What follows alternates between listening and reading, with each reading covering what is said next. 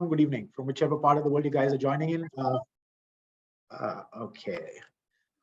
Okay, so firstly, thank you, Wissam. Pleasure to meet you again, though online. And it's so good to see so many people, so many faces for the first time. This is my first event online, which I'm doing on Internations.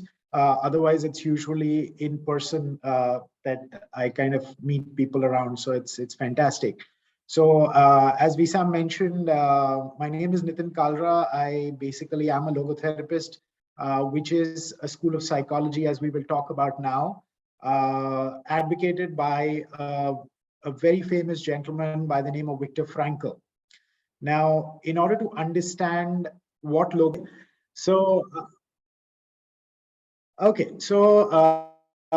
logotherapy is a school of psychology that was started by a gentleman by the name of Dr. Viktor Frankl.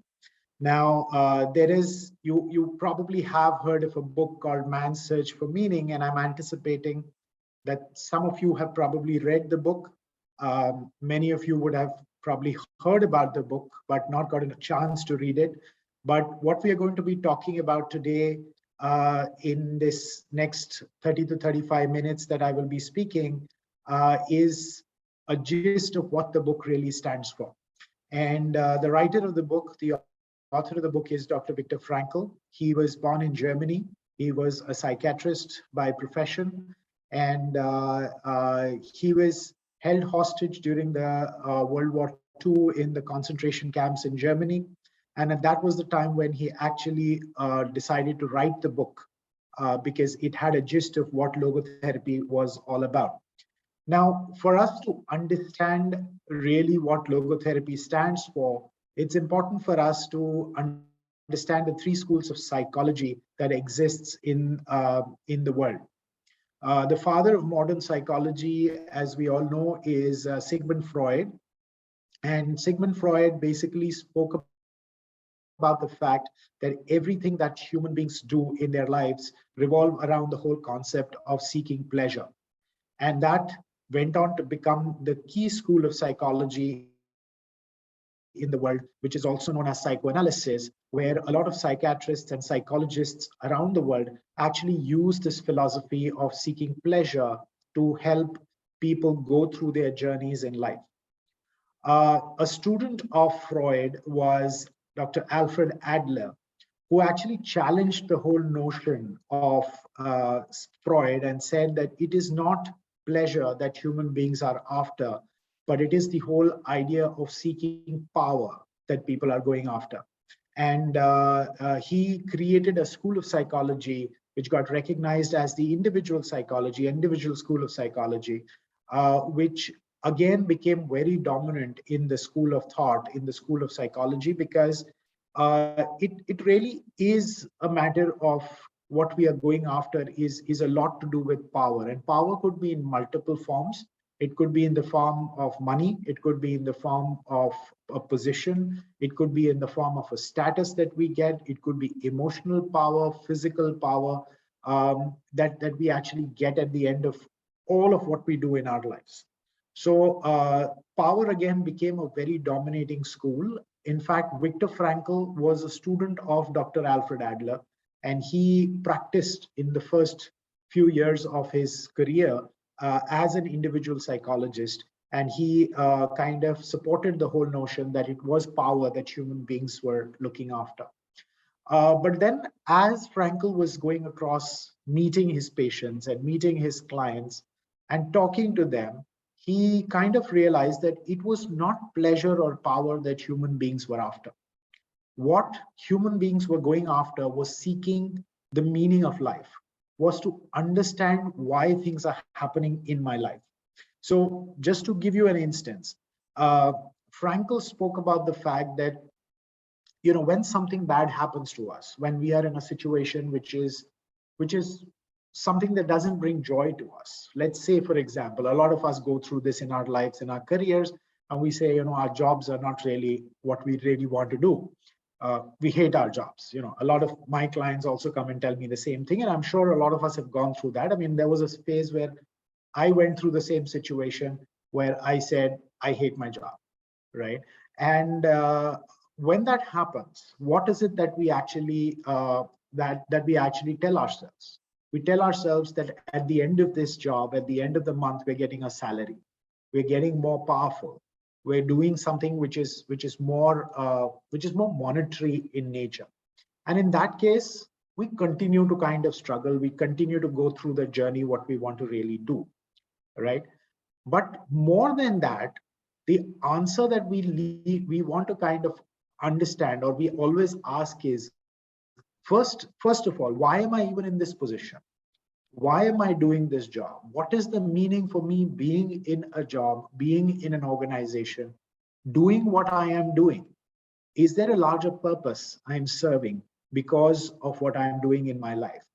And that meaning became the reason, or that meaning became the urge for Viktor Frankl to study further. And he went on to start talking about something called as the meaning therapy. Now, logotherapy, the word logo basically comes from a Greek word called logos, which means meaning. So this school of psychology was actually known as the meaning therapy, and it started off as meaning therapy and then eventually was renamed as logotherapy by Viktor Frankl. There he said that we are always on the lookout for the meaning in life. If we understand the meaning, if we understand the purpose, if we understand the why of our lives, we will be able to go through all the troubles, all the situations that life is really throwing at us, right? And that is what Viktor Frankl, that is what logotherapy is all about. And he started talking about this in a book called Man's Search for Meaning. Now, what is Man's Search for Meaning all about? It was a book that actually was written after the World War, after the Holocaust.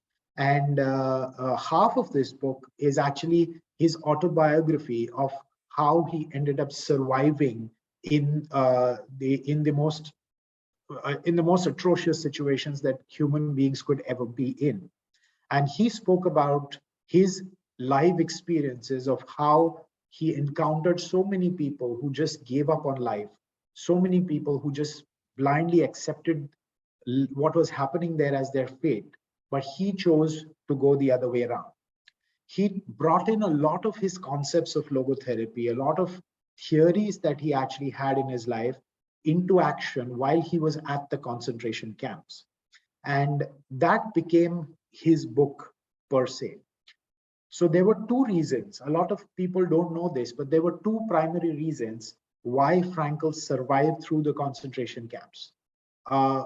That means, I mean, in a way, he admitted that these were his whys, why he was going through what he was going through, and what was the reason he wanted to survive. There were two primary reasons. Number one, when he was arrested, his wife was along with him, and she was 2 months pregnant at that point of time. She was obviously sent to a different concentration camp, but not along with Frankl. And unfortunately, she didn't survive. In the first week itself, she was sent to the gas chambers. But Frankl did not know this. So over the next 2.5 years, every single moment of his life, whenever there were challenges, whenever there was depression, whenever there was anger, whenever he was sad, he would think about his wife and he would think about his child. And that became a real motive and an objective for him, which gave him a lot of energy to come out successfully after 2.5 years in the concentration camps, because he wanted to come back and reunite with them. It's a different story. He got to know afterwards that they couldn't survive. But the second thing that also kept Frankl really motivated to be where he was the day he was arrested. The manuscript of this entire book, at least the part which covers the basic concepts of logotherapy, was in his coat. And that coat was obviously, taken away at the time when he was taken as a prisoner. And the jailer or whoever was on duty at that time, he actually tore the book into pieces in front of his eyes. Now that became a mission for Frankl, because he said that I need to get back all of what I had written, because I want to create a book and I want to go back and start talking about this to the world. So over the next 2.5 years, he actually slowly and steadily, hiding away from the jailers and the soldiers, he would note by note put together the entire book again. And by the time he came out, he almost had the entire book with him, which he then added the autobiography, and he released this book eventually in the 1950s. And it went on to become one of the 100 most influential books of the 20th century, as was voted by the US Congress. Now, the book is pretty small. If you've read it, you would realize you can actually read it in a matter of a couple of days. Some people have actually read the book even in a day, but it is quite heavy as a reading material. So some people are just not able to absorb the book and they leave it midway. But if you're really interested in reading it, you should pick a copy or go, and there's a very nice audio book as well around man's search for meaning, which will definitely help you. Now, what is the gist of logotherapy? I mean, there are three basic concepts that Frankl talks about.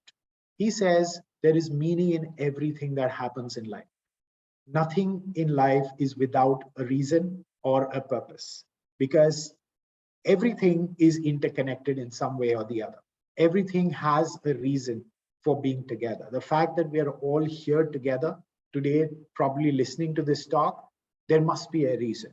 There must be an interest. There has to be something common that binds all of us together.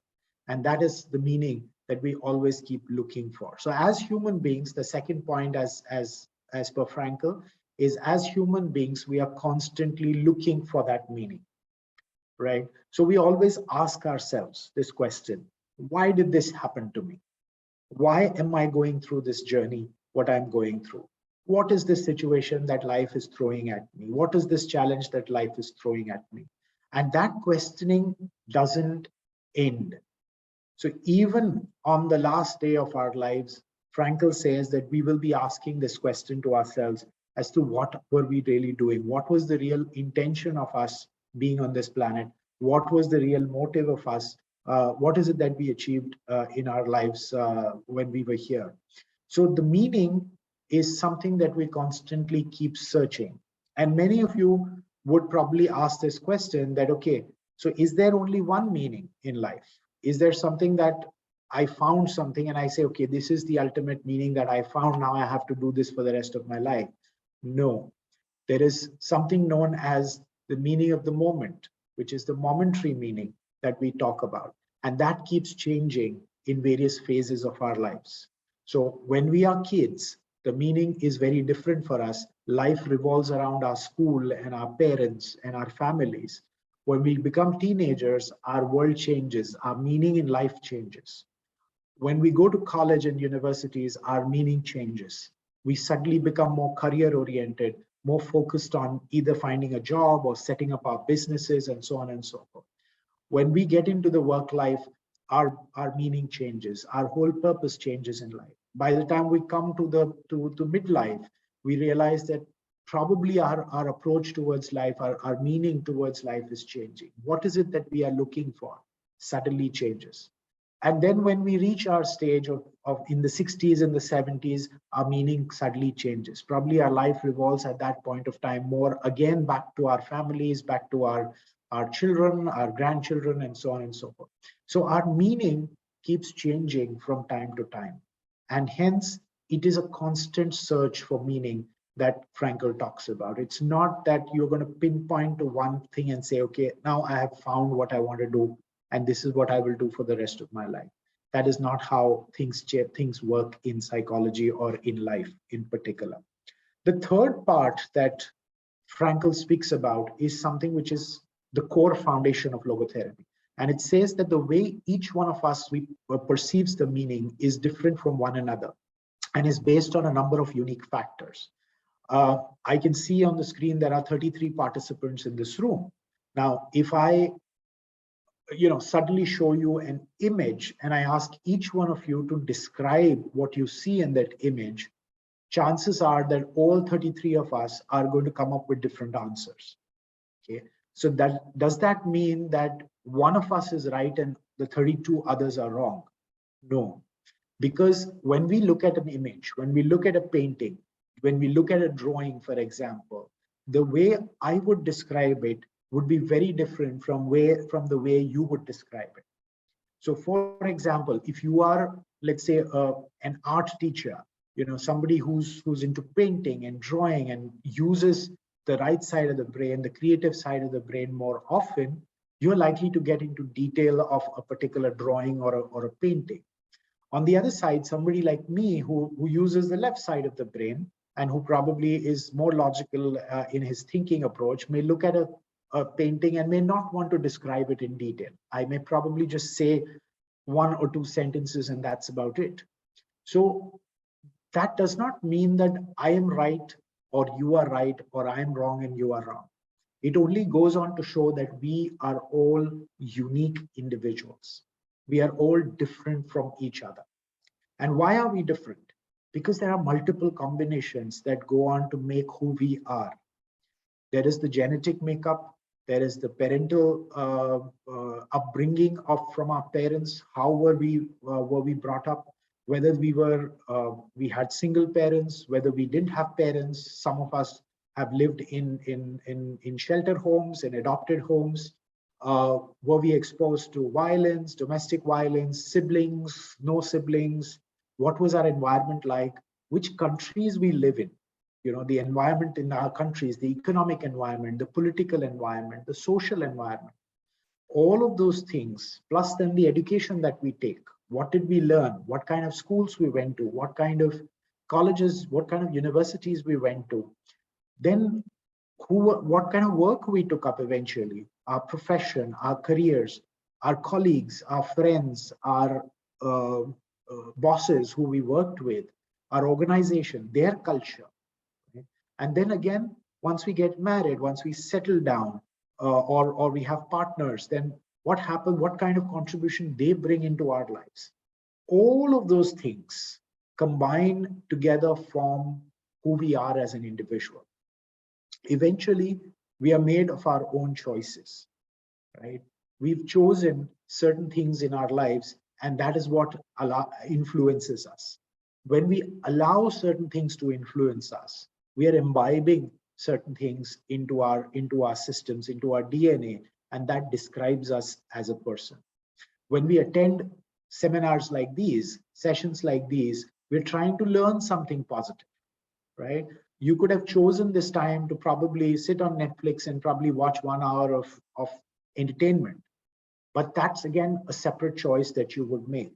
Now, it is up to you what you want to put in your system, right? Whatever you put in your system eventually comes out in the personality of who you are.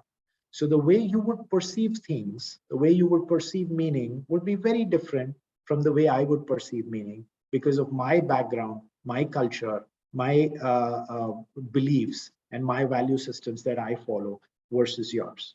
Now, does that mean that my systems and my values are superior to yours? No. And that is a key point of logotherapy, where we try to advocate the fact that we are different individuals. Each person is unique, and everybody needs to be respected. Everybody needs to be given the best opportunity to the best of their ability to look after themselves and to look after what they want to do in life. So meaning is something that can be perceived differently by different people, and that forms the core of logotherapy. Now, how do we put all of this into action? A lot of people come back and say, okay, I've heard this story and now, I like this whole idea. Even I want to find out the meaning of my life. I want to understand the meaning of what's happening into me and why things happen to me. So Frankl has listed down a few ways of how we could actually put logotherapy in action. And he advocates that through various books. He wrote about 39 books in his lifetime while he was alive. And we are lucky that there are a few of his books, a few of his talks as well, which are available on YouTube in case if you would like to go and hear him out. So he primarily says that the most important thing that we should do in our lives is to find a why, is to find a purpose, is to find a meaning in our lives. Each one of us needs to have a reason to wake up every morning. Okay, this why can be anything or anybody. Okay, it could be, for most of us, it's usually our families, our children. Our whole life revolves around that. But for some people, it's also their careers. For some people, it's also the work they are doing in. It's also the purpose, the larger purpose they are meeting when it comes to their work. So, for example, there are lots of may not be an ideal example, but then when we talk about politicians, many of them would simply stand up in front of us and say, you know what, my purpose in life is to serve our country and to do things, great things for our nation, and so on and so forth. At least there is a purpose that they are going after, right? If you look at major people who've done social work, again, they are driven by a purpose. They are driven by a reason. They are driven by a meaning in their lives. There are lots of youngsters I see who wake up every morning and every weekend, and they would go to the beach, clean up the beach, clean up the mountains, and so on and so forth. They're trying to do their bit for the nature, for the environment, for climate change. They've got a reason. They've got a purpose around it. And it's a purpose is not something that needs to be a big one. You know, many of us say, oh my God, I need to find a purpose which, which will change the world. No, the idea is not about changing the world. The idea is finding something that's going to first change your own self. Because once you realize there is something that you really care about, something that you really feel about, you're going to start making changes to yourself, and eventually the world will see those changes. So finding a why, it could be as simple as even nurturing a small plant in our homes. It could be as simple as that one. It could be as simple as raising a pet. It could be as simple as just taking care of our families. It could be as simple as just, doing some little bit in terms of charity, or helping a poor person, or helping somebody in need on a particular day. So it could be anything that we take up as a cause, as a purpose, and we say, this is what drives me every day. So to give you an example, I go very often to the areas here in Dubai where you get a lot of people, the labor class people who come from various parts of the world, especially the Asian countries, who come and stay here in labor camps. And many a times when we speak to them, we realize that they're living alone. The work conditions are obviously, challenging because of the weather in the country and so on and so forth. They go and get an opportunity to go back to their home countries once in a year, and so on and so forth. So a lot of us always hear these talks that, life is not easy on them, and, why are they even here? In one of my recent interactions with them, I was really amazed that when I went to the camps to talk to them, one of them came back to me and said, I was earning as little as $100 a month back in his home country. And now when he's here, he's probably earning around $350 or $400 a month while he's living here. But the good part is he doesn't have any living expenses. He doesn't have any travel expenses. He doesn't have to worry about food or anything, because all of that is provided for by his company, by his employer. And the look on his face when he told me that with all this money that he's now saving, he's able to send his daughters to an English medium school back in his country, was amazing. This guy had found his why. His why was very clear. He wanted to go and give the best of the education to his daughters. And for that, he was going through this entire journey without any problems. He was not complaining about staying here or working here in not so favorable conditions, but he was happy that an opportunity was provided to him, and he was able to kind of feed his family and his children. So he had found his why. He knew what he wanted to do really, and that's what he was going after. The second point in logotherapy that we speak about is success and happiness cannot be pursued. Now, we've heard a lot of this about success and happiness, right?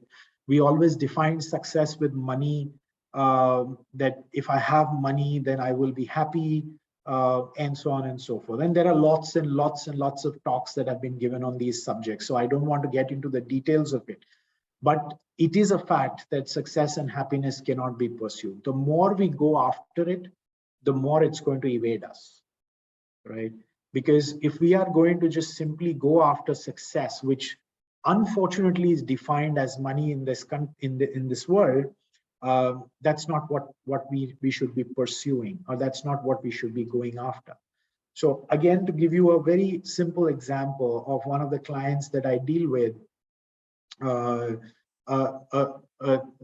a gentleman in his late 40s came to me a few months ago, and he said that I'm facing a lot of anxiety issues. And the cause of the anxiety was the fact that his son, who was 18 years old, actually went to study abroad, to study in the US, and just before COVID. And when COVID happened, he was, like most of us, was enclosed in his hostel room, and he started playing around with a new concept called cryptocurrency. And during the entire time of the lockdowns and the COVID stuff and work from home and study from home period, this guy ended up making close to around $8 million. And when he came back to Dubai, and he came with all that money, and he just gave it to his father and said, "This money belongs to you." Now, for the father who had never seen this kind of money in his lifetime, the money, instead of bringing happiness, actually brought him a lot of anxiety.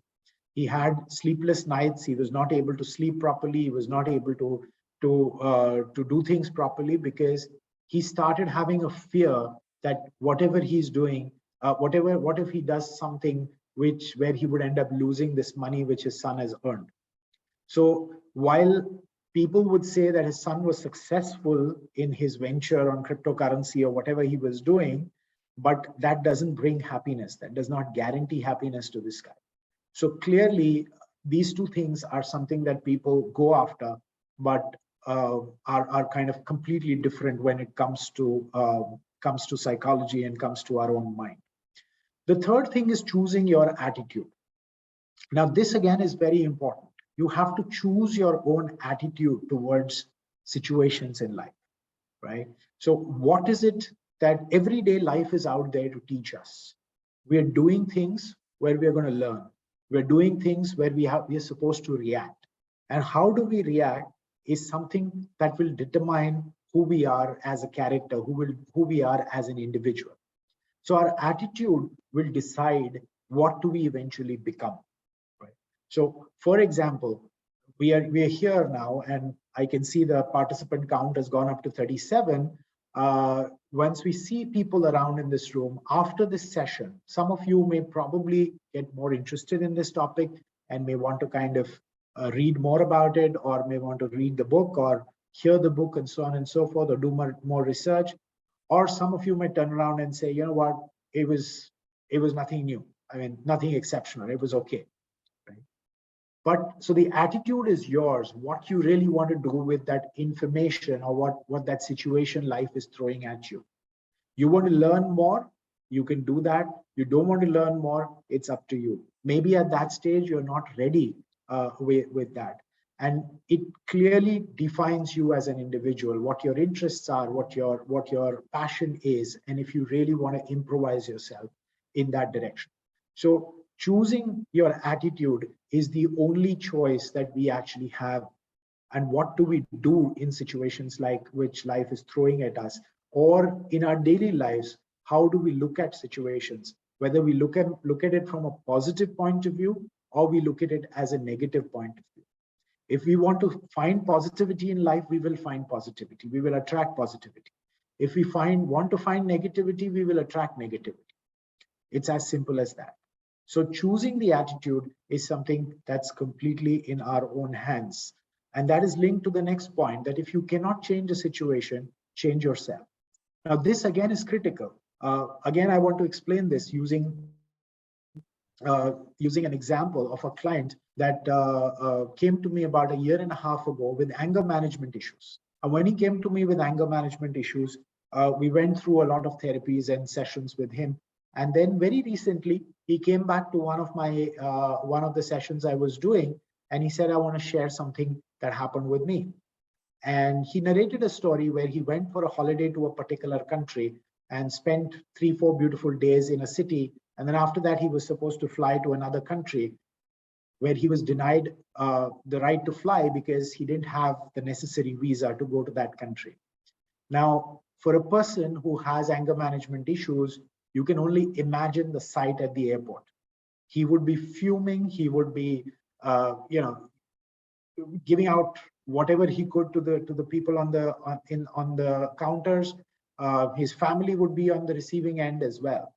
But on the other side, this guy kind of applied a lot of learnings that he had learned through logotherapy into his life.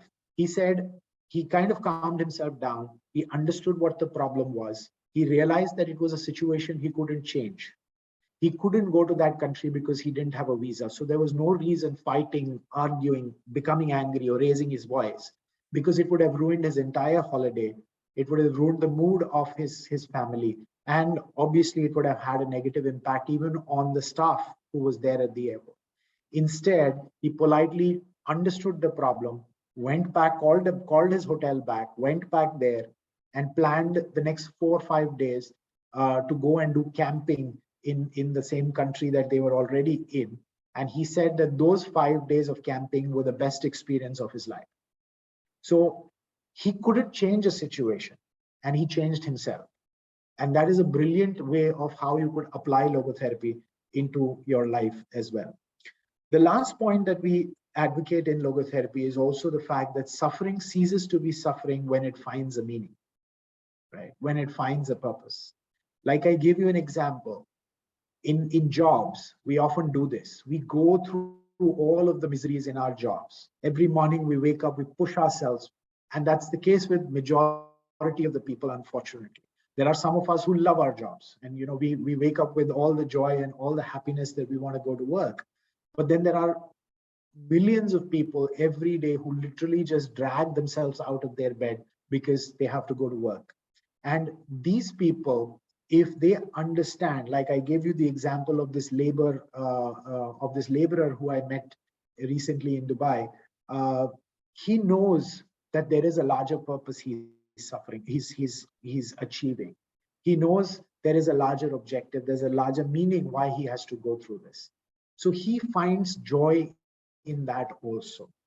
Suffering ceases to be suffering when it finds a meaning, when it finds a purpose. And that becomes a challenge.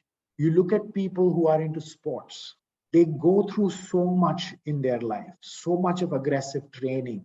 They wake up so early, they go out themselves, they starve themselves, they train themselves, they do things beyond their physical and mental capacities. And the only reason they do so is because they have a larger goal, a larger purpose to meet. So the idea here is that if we are able to find, and suffering is not only suffering in the form of a job or an injury or something of that sort. Suffering could be defined as life incidences that we go through, right? Unfortunately, if you look at countries in Asia and many of it even in the Middle East for that matter, a lot of suffering is related to marriage, because there is a stigma against divorce in many societies even today. So again, marriage could be a suffering that people go through, but a lot of people, majority of the couples, they go through it because they do it for the children, they do it for their families, they do it for their parents, or they do it for the society. No matter what that reason is, the fact is, if you actually start accepting that, yes, this is a situation I am in, which I cannot change, I need to go through this journey. Okay, but if I have a larger purpose and an objective, I will be able to understand, I will be able to even enjoy that situation that I am in. Now, the last slide, this would be the last slide of my talk, and then I will be open for some Q&As, is what are the 3 basic foundations, as we call the meaning triad of logotherapy?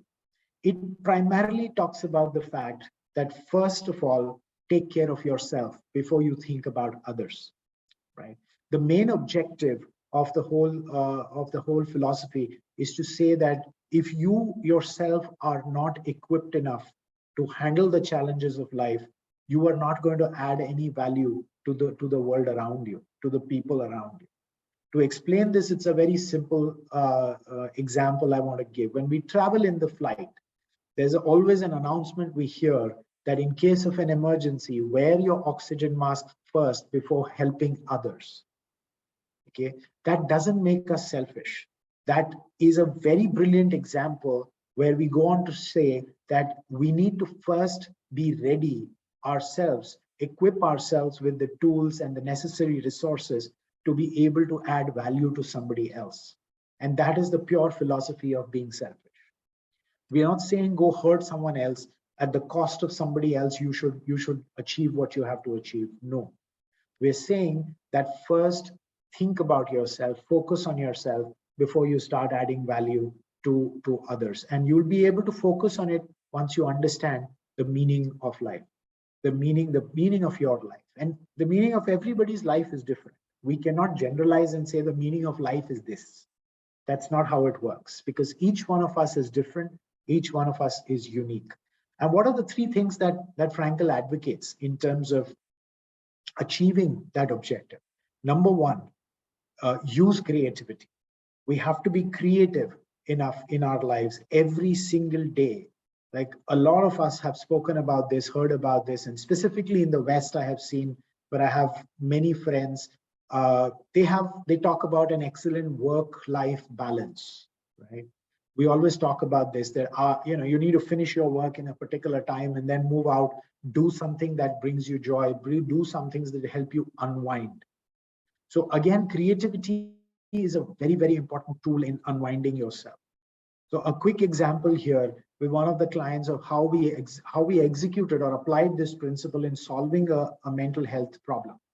There was a lady who came up to me around a year and a half back and said that she lived an amazing life. She had money, she had her own business, she had a great family life, everything was great. But deep within, she was unhappy.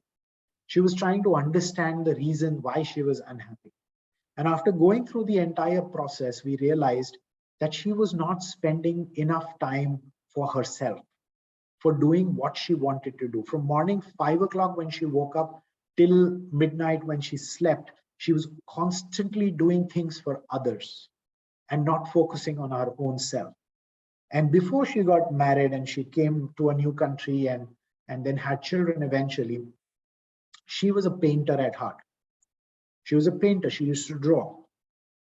So the moment I gave her a canvas and a paintbrush in one of the sessions and asked her to draw something, she was able to feel and experience the joy that came back. And she realized that this was something that she wanted to do for herself. The creative side is something that suddenly woke up, and she realized that this was what was bringing her joy. She was not unhappy in her life. She was very happy doing things for others in her life. But somewhere deep within, she had felt a little bit of emptiness. That was fulfilled by her passion towards drawing and painting. And today it's been a year and a half and she's done some wonderful paintings. And every time she completes a painting, she texts me that I've done a new one. So it is important that we focus on our creative side. While we get into the world where we speak of monies and we speak of everything else, we generally tend to forget that we are creative individuals at the end of the day. We have to use our brain equally, but we tend to think more logically and not creatively in our lives. So, igniting the creative side is a very important aspect. The second is experience living the moment. We've all heard this, the power of now. Eckhart Tolle has spoken a lot about power of now, and most of the speakers talk about living in the moment, right? It is extremely important for us to live in the moment. We're all today, so-called connected together by social media. Right? We all feel that we are so connected. We have so much of strength, so many followers, millions of followers, and so on and so forth. But at the end of the day, the world has never been so lonely as it is today. Each one of us is actually very lonely. all of this, what is happening around us is something called, this whole world of meta and data and all of that stuff that we talk about. It's actually raised a new problem in our lives called meta stress, which revolves around the whole idea of showing others how we're living our life. Right? We go to for a trek, or we go for swimming, or we go and do something, some exciting adventure, or even if we are watching a movie or whatever, we're busy capturing these moments, right?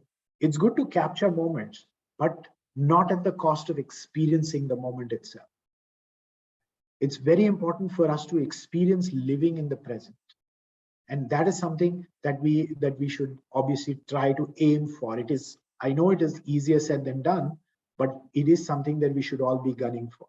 As Dale Carnegie had said, right, today is the tomorrow we were worried about yesterday. And when we talk about that, it is something that is so brilliant.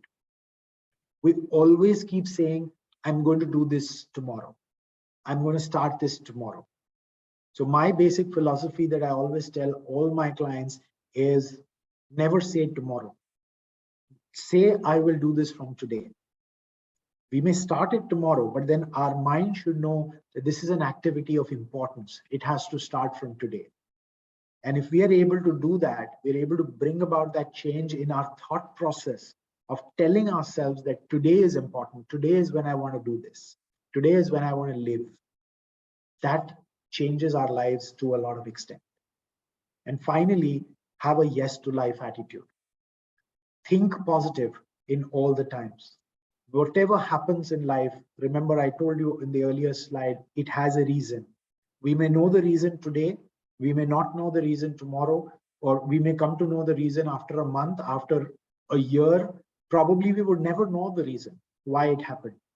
But at the end of it, everything falls into place for us. So again, a personal example here. In 2006, I went through a major depression in my life. I quit my job. I had a dream job at that point of time. I was in my 20s. It was a fantastic job for my age to have that kind of salary, and everything else was great. But I was not happy in that environment. The environment, the work environment was very toxic. And one fine day I had a major argument in the office and I quit and just walked away from there. After that, for 6 good months, I went through a major depression. I went through a depression thinking about my future. What is going to happen? What's going to happen? How will I pay my bills? What am I going to do? I was about to start a family at that point of time. What am I supposed to do now? All of those questions about tomorrow were troubling me. And that did not allow me to live in the moment or live in the present. And the attitude was so negative. I was cursing myself for taking up that job. And there came a time I started cursing myself for leaving the job as well. The attitude was so negative at that point of time. And that's where I met my mentor. And she told me that, you know what, there is good for you that is going to happen in this as well. Right? She told me about the learnings I could have from this experience. And eventually, when I actually picked up another job after a couple of months, and now if I see, it's been 18 good years that I'm part of that same industry, and I feel so happy and blessed that I'm not stuck in that toxic environment anymore. It all falls into place at the end of it. And I'm sure you guys would have hundreds and thousands of examples like these, where at that point of time, when something happened to us, we said, oh my God, my life is finished. Why did this happen to me? I don't think so I can move forward from here. But at that stage, and this stage, when you look back, you probably laugh at yourself and say, how foolish we were. Why were we thinking like this? Or why was I thinking in that fashion? So always have a yes to life attitude, because life is out there to teach us something. Every learning makes us better as an individual, as a human being. As they say, there is a very famous saying that says, no man steps into the same river twice in his life, because he's not the same man and it's not the same river. It's a beautiful example of how human beings keep changing, evolving every second of our lives. We are learning something new, we are understanding something new, and we are absorbing something new. So always try to absorb the good things that have happened. Even if it's a negative situation, look at the positive side of it. What's going to come out of it? What is going to happen to you at the end of it? Is there something that you could do, you could learn out of this and become much more stronger? It will help you in your objective of equipping yourself, making yourself better to handle the challenges of the world going forward. So that was a short talk on logotherapy and the actionable materials on logotherapy and how you could actually put it into action. And as Visa mentioned, that if there are any questions, I'm happy to address those. And yeah, look